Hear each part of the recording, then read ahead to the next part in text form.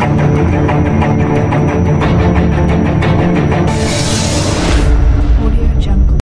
guys, welcome to Chennai IAS Academy. So வரவிருக்கக்கூடிய தேர்வு TNPSC group தேர்வுகளுக்கான TNPSC group 2, 2A மற்றும் 4 தேர்வுகளுக்கான புக்ஸ் வந்து நாங்கள் ரெடி பண்ணிட்டு இருக்கோம். ஸோ புக்ஸ்னுடைய ப்ரைஸ் ரேட் வந்து பார்த்தீங்கன்னா 2000 rupees ஆகுது. ஃப்ரீ டெலிவரி தான். ஸோ வந்து மொத்தம் பார்த்தீங்கன்னா 10 புக்ஸ் அவைலபிளாக இருக்குது. So English medium and Tamil medium ரெண்டு பேருக்குமே செப்பரேட்டாக புக்ஸ் அவைலபிளாக இருக்குது. ஸோ புக்ஸ்னுடைய ஆர்டர் லிங்க் வந்து உங்களுக்கு டிஸ்கிரிப்ஷனில் வச்சிருக்கோம். மேற்கொண்டு புக்கை பற்றின டீட்டெயில்ஸ் உங்களுக்கு தெரியணும்னா கீழே தெரிய காண்டாக்ட் நம்பருக்கு காண்டாக்ட் பண்ணுங்கள். நீங்கள் காண்டாக்ட் பண்ண வேண்டிய நம்பர் 9043211311 அல்லது 9043211411. Hello every one, welcome to Chennai IS academy. நாம் ப்ரீவியஸ் கொஷின் அப்படிங்கிற ப்ராசஸில் ஆல்ரெடி பார்த்துருப்போம். இப்போ மாடர்ன் ஹிஸ்ட்ரியில் செட் நம்பர் 1 பார்ப்போம், சரிங்களா?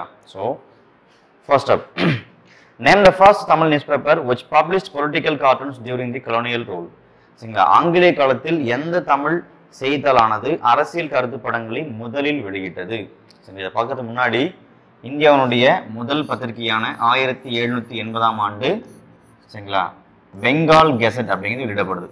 பெங்கால் கெசட் இதுதான் இந்தியாவுடைய முதல் பத்திரிகை, சரியா? அதை தொடர்ந்து வந்து பார்த்தீங்கன்னா 1878ஆம் ஆண்டு தி ஹிந்து அப்படிங்கிற பத்திரிகை வெளியாயிருக்கும். தி ஹிந்து அப்படிங்கிற பத்திரிகை வெளியாயிருக்கும். இதனுடைய ஆத்தர் யாருன்னு பார்த்தீங்கன்னா ஜி சுப்பிரமணியம், அதான் அவருடைய ஆசிரியர். அடுத்து பாருங்க, சுதேசமித்திரன் அப்படிங்கிற பத்திரிகையானது ஏறத்தாழ 1891ஆம் ஆண்டு தொடங்கப்பட்டிருக்கும்.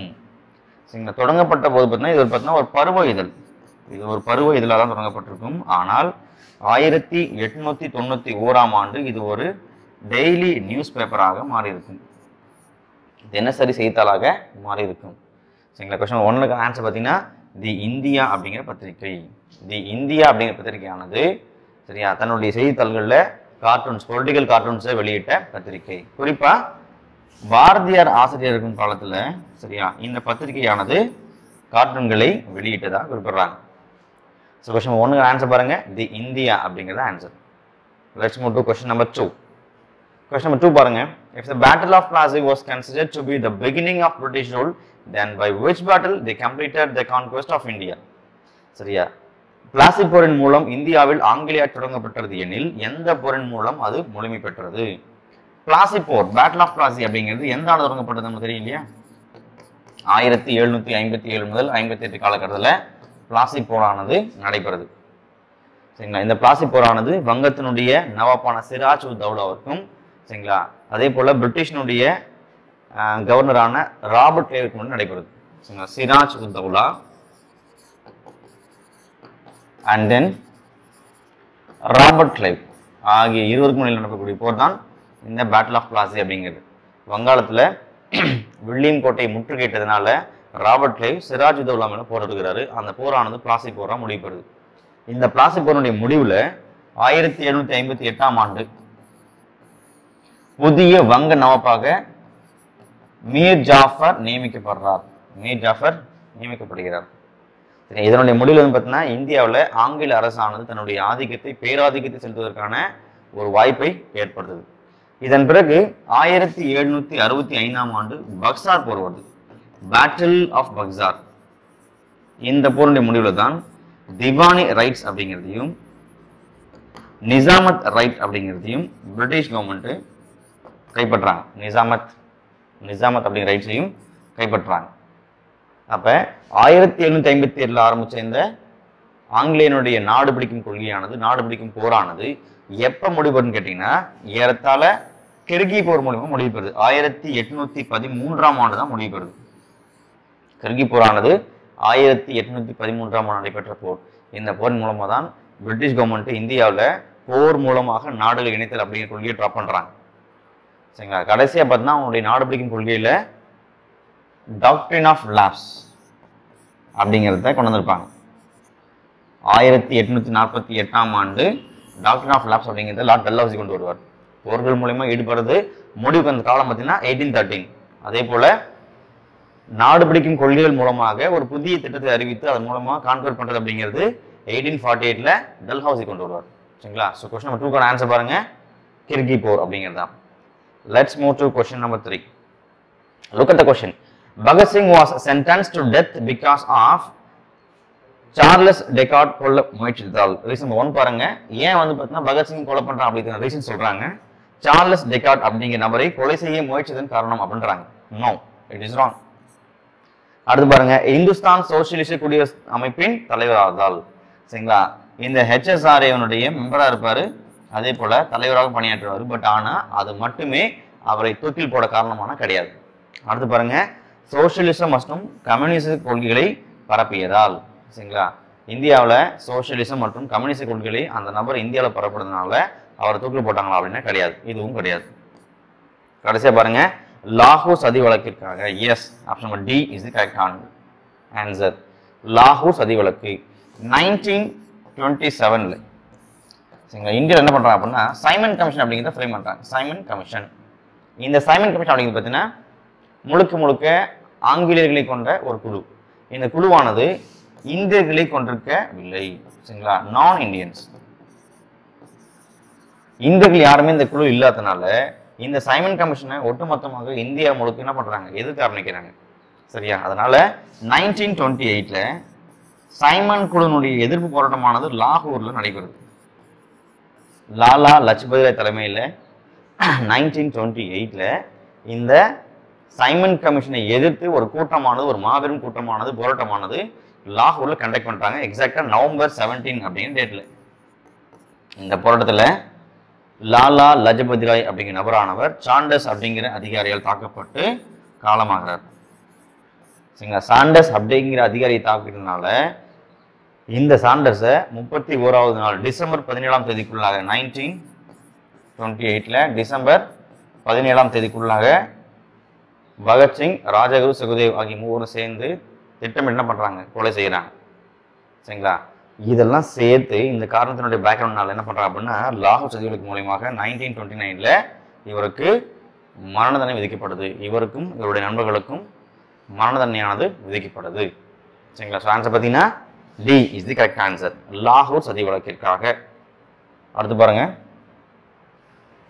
Match the following. பட்டியல் 1 பட்டியல் 2 பொறுத்துக்கு. ஸோ பாருங்க, உப்பு சத்தியாகிரகம், சால்ட் சத்தியாகிரகம் அப்படிங்கிறத எங்க பண்ணாங்க, Vedaranyam. So 4 is the first answer. உப்பு சத்தியாகிரகம் அப்படிங்கிறது பார்த்தீங்கன்னா 1930ஆம் ஆண்டு தொடங்கப்படுது. குறிப்பா மார்ச் 12ஆம் தேதி தொடங்கப்படுது. 1930ல மார்ச் 12ஆம் தேதி சரிங்களா காந்தியடிகளால் சபர்மதி ஆசிரமம் தொடங்கப்படுது. சரிங்களா, சபர்மதி முதல் தண்டி வரை என்ன பண்றாரு, நடைப்பயணம் போறாரு.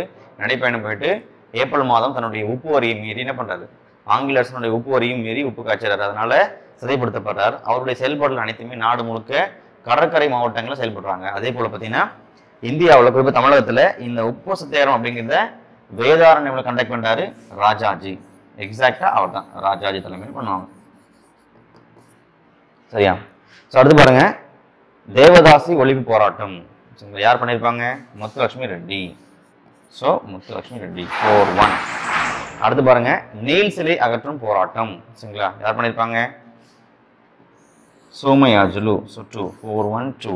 லாஸ்டா பாருங்க, ஹிந்து அப்படின்னு பார்த்தீங்கன்னாக்க கஸ்தூரி Ranga Iyengar. 4-1-2-3. 4-1-2-3. B is the right answer. 1937ஆம் ஆண்டு 1927ஆம் ஆண்டு. சரிங்களா, இந்த நீல் சிலை அகற்றும் போராட்டமானது பார்த்தீங்கன்னா 1927ல ஆரம்பிச்சிருப்பாங்க. ஆனால் சிலை அகற்றி வந்து பார்த்தீங்கன்னா அருங்காட்சியக வைக்கிறது பார்த்தீங்கன்னா 1937 பீரியட்ல பண்ணியிருப்பாங்க.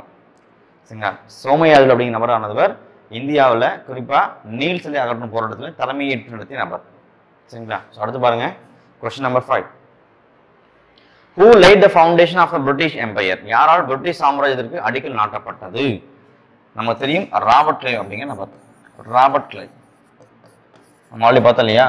Battle of Plassey, battle of Buxar 1757 மூலமா பிளாசி போர் மூலமா வங்காளத்தை கைப்பற்றாரு.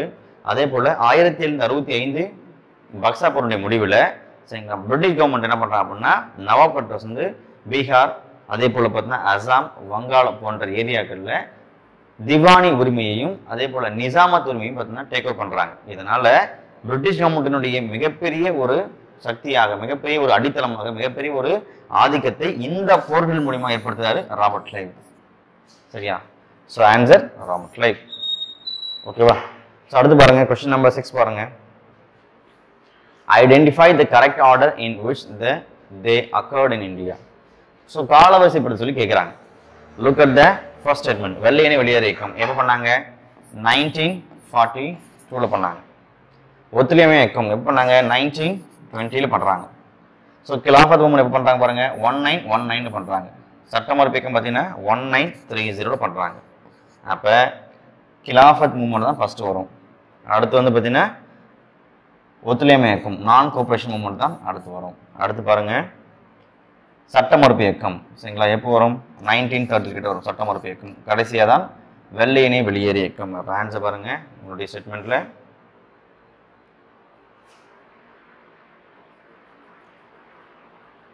ஸோ கிலாபத் இயக்கம், ஒத்துழையாமை இயக்கம், சட்ட மறுப்பு இயக்கம், வெள்ளையனே வெளியேறு இயக்கம். இதுதான் கரெக்டான chronological order. So C is the right answer. Let's move question number 7. Mahatma Gandhi suspended the non-cooperation movement due to Chauri Chaura incident in the year of dash. அப்படிங்கிறாங்க. சௌரி சௌரா சம்பவத்துக்கு பிறகு எந்த ஆண்டு ஒத்துழையாமை இயக்கத்தை மகாத்மா காந்தியடிகள் நிறுத்தினார் அப்படின்னு கேட்குறாங்க. சௌரி சௌரா அப்படிங்கிறது பார்த்தீங்கன்னா 1922ல சரியா யூபியில் கோரக்பூர் அப்படிங்கிற பிளேஸ்ல நடைபெற்றது. கோரக்பூர் அப்படிங்கிற பிளேஸ்ல நடைபெறுது. குறிப்பா பிப்ரவரி 4, 5ஆம் தேதிகள் நடைபெறுது. என்ன பண்றாங்க அப்படின்னா காந்தியினுடைய ஒத்துழையாமை கொள்கை பிரகாரம் எந்த ஒரு நபரும் வன்முறை ஈடுபடக்கூடாது, ஆயுதமேந்தி புரட்சி பண்ணக்கூடாது அப்படிங்கிறது தான். பட் ஆனால் இந்த ப்ராசஸில் 1922ல் சௌரி சௌரா அப்படிங்கிற பிளேஸில் ஒரு 22 போலீஸ்காரங்களை போலீஸ் ஸ்டேஷனில் லாக் பண்ணிட்டு பொதுமக்கள் என்ன பண்ணுறாங்கன்னா ஃபயர் பண்ணுறாங்க. அந்த 22 காவலர்களும் உயிரோட எரிக்கப்படுறாங்க. இந்த நிகழ்வானது 1922ல் பிப்ரவரி 4 மற்றும் 5ஆம் தேதிகளில் மிகப்பெரிய அளவில் நாடு முழுக்க ஒரு தாக்கத்தை ஏற்படுது. அதனால இதே ஆண்டு 1922 அப்படிங்கிற இயர்லேயே பிப்ரவரி மாதம் அப்படிங்கிற மந்தில் காந்தியடிகள் நாடு முழுக்க ஒத்துழையாமை இயக்கம் நிறுத்தப்படுவதாக அறிவிக்கிறார். சரி, இனிமேல நான் தொடங்கிய ஒத்துழையாமை இயக்கமானது நிறுத்தப்படுது அப்படிங்கிறத டிக்ளேர் பண்றாரு. அப்ப ஒத்துழையாமை இயக்கம் அப்படிங்கிறது 1920லிருந்து 1922 பிப்ரவரிக்கு வரை மட்டுமே செயல்பட்டது. 2 ஆண்டு காலம் மட்டுமே செயல்பட்டது. சரிங்களா? So answer C. Let's move question number 8. Look at the question. Dash gave the title Mahatma to Gandhiji. காந்தியடிகளுக்கு மகாத்மா என்ற பட்டத்தை யார் வழங்கியிருப்பாங்க? நம்ம தெரியும் ரவீந்திரநாத் தாகூர். தாகூர் என்ன பண்ணியிருப்பாருன்னா காந்தியடிகளுக்கு மகாத்மா அப்படிங்கிற டைட்டில் கொடுத்திருப்பாரு. அதே போல சுபாஷ் சந்திர போஸ் ஒரு டைட்டில் கொடுத்திருப்பாரு. காந்தியடிகளுக்கு சுபாஷ் சந்திர போஸ் என்ன கொடுத்திருப்பாரு? ஃபாதர் ஆஃப் நேஷன், தேச பிதா, ஃபாதர் ஆஃப் நேஷன் அல்லது தேச தந்தை அப்படிங்கிற டைட்டில் கொடுத்திருப்பார். சரியா? So answer C, Rabindranath Tagore. Let's move to question number 9. Which other following was referred by Surendranath Banerjee as the Magna Carta of our rights and liberties? நமது உரிமைகள் மற்றும் சுதந்திரத்திற்கான மகாசாசனம் என்று சுரேந்திரநாத் பானர்ஜி கீழ்கண்டவற்றில் எதனை குறிப்பிடுகிறார்? சரிங்களா? நமக்கு தெரியும் 1858ஆம் ஆண்டு நவம்பர் 1ஆம் தேதி Queen Victoria's proclamation, Queen Victoria's proclamation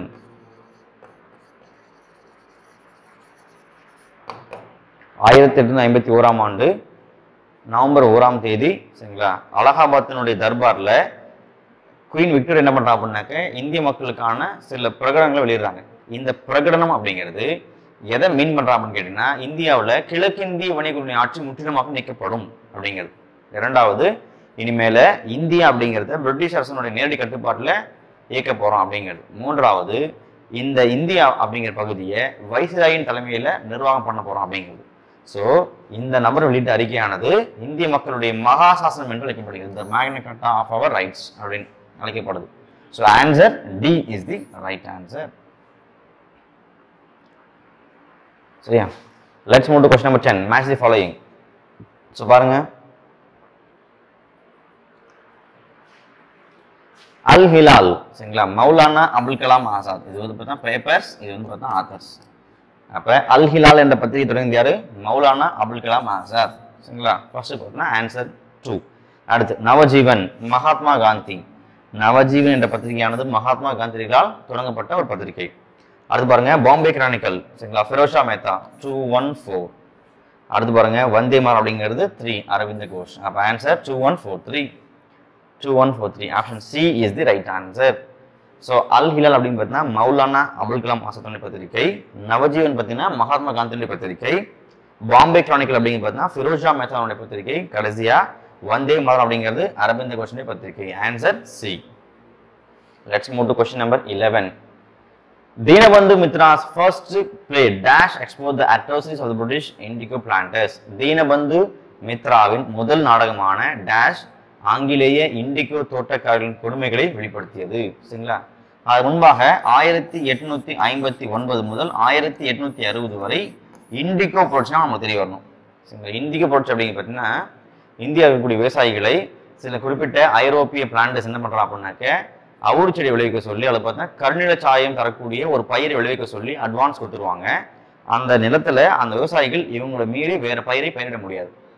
சரியா, ஒரு குறிப்பிட்ட காலத்துக்கு பிறகு குறிப்பா 1855 பிறகு வந்து பார்த்தீங்கன்னா ஐரோப்பியாவில் இந்த கருநில சாயத்தினுடைய தேவையானது ரொம்ப ரொம்ப கம்மியாகுது. இருந்தாலும் கூட ஐரோப்பிய விவசாயிகள் அதை ஃபோர்ஸ் பண்ணி என்ன பண்றாங்க, பயிரிட சொல்லி நிர்பந்திக்கிறாங்க. சரிங்களா, அதே போல அந்த ஈல்டிங்கு குறைவான அமௌண்ட்டை கொடுக்குறாங்க. இதனால 1859ஆம் ஆண்டு இண்டிகோ புரட்சியானது வெடிக்குது. சரிங்களா, இந்த புரட்சியானது தீனபந்து மித்ரா அப்படிங்கிற நபரால நீல் தர்பான் நாடகத்தில் விளக்கப்பட்டிருக்குது. நீல் தர்பான். சரிங்களா, இந்த புரட்சியானது திகம்பர பிஸ்வாஸ்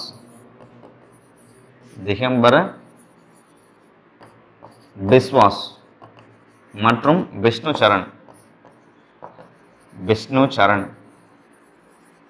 ஆகிய நபர்களால நடத்தப்படுது. இந்த போராட்டத்தை லீட் பண்ணது யாரு? திகம்பர பிஸ்வாஸ் மற்றும் விஷ்ணு சரண் அப்படிங்கிற 2 நபர்கள். அதே போல 1859 முதல் 60 வரை இந்த புரட்சி நடைபெறுது. இந்த புரட்சியை தனது நூலில் வெளியிட்டாரு. நீல் தர்பான் அப்படிங்கிற நூலில் வெளியிடுறது யாரு? தீன்பந்து மித்ரா அப்படிங்கிற நபர். So answer C. Option C is the right answer. Let's move to question number 12. Look at the question. Question பண்ணுங்க. கீழே கொடுக்கப்பட்டுள்ள குறியீடுகளிலிருந்து சரியான விடை கண்டுபிடிக்க. Statement number 1 or assertion. நம்ம தேசிய கொடியில் உள்ள அசோக சக்கரம் 24 ஆரங்களை உடையது. எஸ், ஆமா, இவை நீல நிறம் கொண்டது. Yes, option A is the right. Assertion is correct. நம்முடைய தேசிய கொடியானது 3 கலர் இருக்குது. சரியா, saffron, white and then green. இதுல இந்த சக்கரமானது கிட்டத்தட்ட 24 ஆரக்கால்களை கொண்டது அப்படின்னு சொல்றாங்க. Yes, correct. Step number 2. 24 ஆரங்களும் புத்தரின் எண்வழி கொள்கையை குறிக்கின்றன. சரிங்களா, this statement is also correct. சரிங்களா, option number B is also correct. A is also correct. ஏன்னு கேட்டீங்கன்னா அசோகரானவர் சரிங்களா ஆரம்ப காலகட்டத்தில் சமண சமயத்தை பின்பற்றினாலும் கூட பிற்காலத்தில் இடைக்காலத்தில் தன்னுடைய மதத்தை புத்த மதத்தை மாற்றுகிறார். அதே போல தன்னுடைய கொள்கைகள் அனைத்திலுமே என்ன பண்றாரு அப்படின்னா புத்தருடைய கொள்கைகளை முன்னெடுத்துறார். அரசனுடைய எல்லா செயல்பாடுகளிலுமே தன்னுடைய மத கருத்துக்களிலுமே புத்தருடைய கொள்கையை முன்னெடுத்துறார். அவருடைய சின்னமான இந்த சக்கரமானது புத்தருடைய எண்வழி கொள்கையும் உள்ளடக்கியது அப்படின்னு சொல்றாங்க. The statement is correct. So option number ஏ மற்றும் பி ஆகிய 2ம் சரியானவை. சரியா, அதே போல பாருங்க நம்முடைய நேஷனல் ஃபிளாக் வந்து பார்த்தீங்கன்னா எப்போ அடாப்ட் பண்றாங்க? நேஷனல் ஃபிளாக் 1947 அடாப்ட் பண்ணுவாங்க. சரியா, ட்ரை கலர் ஃபிளாக். ஓகேவா? ஸோ சாஃப்ரான் இருக்கும், ஒயிட் இருக்கும், கிரீன் இருக்கும். ஸோ அடுத்து பாருங்க question number 13. Look at the question. கீழ்கண்ட வாக்கியங்களை கவனிக்கவும். 1916ஆம் ஆண்டு அன்னி பெசன்ட் சென்னையில் தன்னாட்சி சங்கத்தை அமைத்தார். எஸ், 1914 வந்து பார்த்தீங்கன்னாக்க குறிப்பா மெட்ராஸ்ல அன்னி பெசன்ட் என்ன பண்றாங்க? தன்னாட்சி இயக்கத்தை ஆரம்பிக்கிறாங்க. சரிங்களா, ஹோம் ரூல். ஹோம் ரூல் அப்படின்னா என்ன? ஹோம் ரூல் அப்படிங்கிறது ஒரு ஐரிஷ் டேர்ம், அயர்லாந்து மொழி சொல். சரியா, இந்த ஐரிஷ் டேர்ம் மூலம் என்ன சொல்றாங்க அப்படின்னா பிரிட்டிஷனுடைய சாம்ராஜ்யத்துக்கு உள்ளேயே சுயாட்சி பெறுதல் அப்படிங்கிறாங்க. சரியா, இதுக்கான ப்ராசஸ் பார்த்தீங்கன்னா 1916ஆம் ஆண்டு சென்னையில் அன்னி பெசன்ட் என்ன பண்றாங்க? தன்னாட்சி இயக்கத்தை ஆரம்பிக்கிறாங்க. சரியா, அதே போல பார்த்தீங்கன்னாக்க பாம்பே அல்லது பார்த்தீங்கன்னா பூனேல திலகர் ஆரம்பிப்பார். 1916 ஆரம்பிப்பார் திலகர். ஆப்ஷன் பி பாருங்க, ரீசன் பாருங்க. அரசியலமைப்பு முறையில் தன்னாட்சி அடைவதே இது நோக்கமாகும். சரிங்களா, கான்ஸ்டிடியூஷன் ப்ராசஸ் பேஸ் பண்ணி தான் தன்னாட்சி அடையணும் அப்படின்னு தான் அவருடைய இன்டென்ஷனாக இருந்தது. So assertion is correct. அதே போல reason is correct. So option பாருங்க, ஏ இஸ் தி ரைட் ஆன்சர். ஏ மற்றும் ஆர் இரண்டுமே சரியானது. மேலும் ஆர் என்பது ஏவிற்கு சரியான விளக்கமாகும். சரிங்களா? ஸோ தன்னாட்சியம் தொடங்கப்பட்ட ஆண்டு என்னது? 1916ஆம் ஆண்டு. யார் தொடங்குறாங்க? அன்னி பெசன்ட் அப்படிங்கிற நபர் தோற்றுவிக்கிறாங்க. எங்கே தோற்றுவிக்கிறாங்க? சென்னையில். அதே போல் திலகரும் தோற்று வச்சிருப்பார். சரிங்களா? ஸோ ஆன்சர் பார்த்தீங்கன்னா A. Let's move to question number 14. Match the following. Look at the statement. Santhal uprising எப்போ பாருங்க? சாந்தல் ரெபலியன் 1855 தான் சாந்தல் ரெபலியன் வராங்க. சாந்தல் கிளர்ச்சி அப்படிங்கிறது இந்த ஆண்டுலாம் உருவாக்கப்படுது. அடுத்து பாருங்க, மாப்ளா ரெபலியன் 1921 மாப்ளா ரெபலியன். சரிங்களா? மாப்ளா புரட்சி கேரளாவுடைய மேற்கு பகுதிகளில், அது பார்த்தீங்கன்னா மேற்கு தொடர்ச்சி மலையினுடைய பகுதிகளில் குடியேறிய முஸ்லீம்கள் என்ன பண்றாங்க அப்படின்னாக்கா இந்துக்களுக்கு எதிராக போராட்டம் பண்றாங்க. அந்த கிளர்ச்சி அப்படிங்கிறது தான் மாப்ளாக்கள் கிளர்ச்சி அப்படின்னு அழைக்கப்படுது. ஸோ அடுத்து பாருங்க, விசாக் ரெவல்யூஷன் 1923 விசாக் ரெவல்யூஷன். சரிங்களா? சாந்தல் பார்த்தீங்கன்னா 1845. ஸோ ஃபர்ஸ்ட் வந்து 4. அடுத்து பார்த்தீங்கன்னா மாப்ளா ரெபலியன் 343. அடுத்து பார்த்தீங்கன்னா விசாக் ரெவல்யூஷன் 1 1923 வரும். அடுத்து பார்த்தீங்கன்னா கடைசியா பர்தோலி 1929. So answer 4312. எங்க இருக்கு பாருங்க? 4312. C is the right answer. 1929ல் குஜராத்தில் என்ன பண்ணுவாங்க அப்படின்னா, நிலவரியானது ஒரு 33% ஹைக் பண்ணுவாங்க.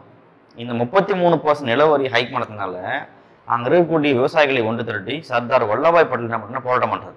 அந்த போராட்டம் தான் பர்தோலி சத்தியாகிரகம் அப்படின்னு சொல்லக்கூடிய போராட்டம். சரியா? So look at the last question. Look at the question. During 1857 revolt, which army remained loyal to the British? 1857 புரட்சியில் ஆங்கிலேயருக்கு விசுவாசம் ராணுவம் கேட்குறாங்க. நமக்கு தெரியும், இந்த மேப்ல பார்த்தீங்கன்னா இந்தியன் மேப்ல மீரட்டு, சரிங்களா, அலகாபாத், டெல்லி போன்ற வட மாநிலங்களில் இந்த புரட்சியானது நடைபெறுது. 1857 புரட்சியானது இங்கே தான் நடைபெறுது. பெங்கால்லையோ மெட்ராஸ்லையோ அல்லது பார்த்தா கூர்கிலையோ அல்லது பாம்பேலையோ அல்லது வெஸ்டர்ன் ப்ராவின்ஸ்லையோ இந்த புரட்சியானது நடைபெறலை. சரியா? அதே போல கூர்கு படையினர், மெட்ராஸ் படையினர், வங்காள படையினர், பாம்பே படையினர் போன்ற எந்த படையினரும் இந்த புரட்சியின் பொழுது கிளர்ச்சியாளர்களுக்கு சப்போர்ட் பண்ணல. சரிங்களா? ஆனால் மெட்ராஸ் ராணுவமானது, சென்னை ராணுவமானது யாரு சப்போர்ட் பண்றாங்க? ஆங்கிலேயருக்கு விசுவாசமா இருக்குது. ஆங்கிலேயருக்கு விசுவாசமா இருக்கக்கூடிய ஒரு ஆணையமா இருக்குது. சரியா? ஸோ அடுத்து பாருங்க, இந்த 1857 ரிவோல்ட்ல 57 புரட்சியில 1857 புரட்சியில, சரியா, ஒரு மிக முக்கியமான காரணமா சொல்லப்படுது பார்த்தீங்கன்னா, கொழுப்பு தளபதி தோட்டாக்களும் என்ஃபீல்ட் துப்பாக்கிகளும் அறிமுகம் செய்யறாங்க. இதுல பன்றியின் கொழுப்பும் பசுவின் கொழுப்பும் கலக்குறாங்க. அதனால அங்க இருக்கக்கூடிய இஸ்லாமிய சிப்பாய்களும் இந்து சிப்பாய்களும் பார்த்தீங்கன்னா ராணுவ வீரர்களும் வெளிப்படையான புரட்சியில் ஈடுபடுறாங்க. இந்த புரட்சியில் வந்து பார்த்தீங்கன்னாக்க கூர்கு ராணுவம் பார்த்தீங்கன்னா பிரிட்டிஷாருக்கு சப்போர்ட்டிவ் இருந்த ஒரு ராணுவம். அதே போல மெட்ராஸ் ராணுவம். இந்த 2 ராணுவம் தான் புரட்சியை ஒடுக்க லார்ட் கானிங் அனுப்பி வைப்பார். சரிங்களா? இதுதான் இன்றைய வாரத்துக்கான ஹிஸ்ட்ரிக்கான மாடர்ன் ஹிஸ்ட்ரிக்கான செட் 1 கொஸ்டின்ஸினுடைய அனாலிசிஸ். சரிங்களா? So thank you so much.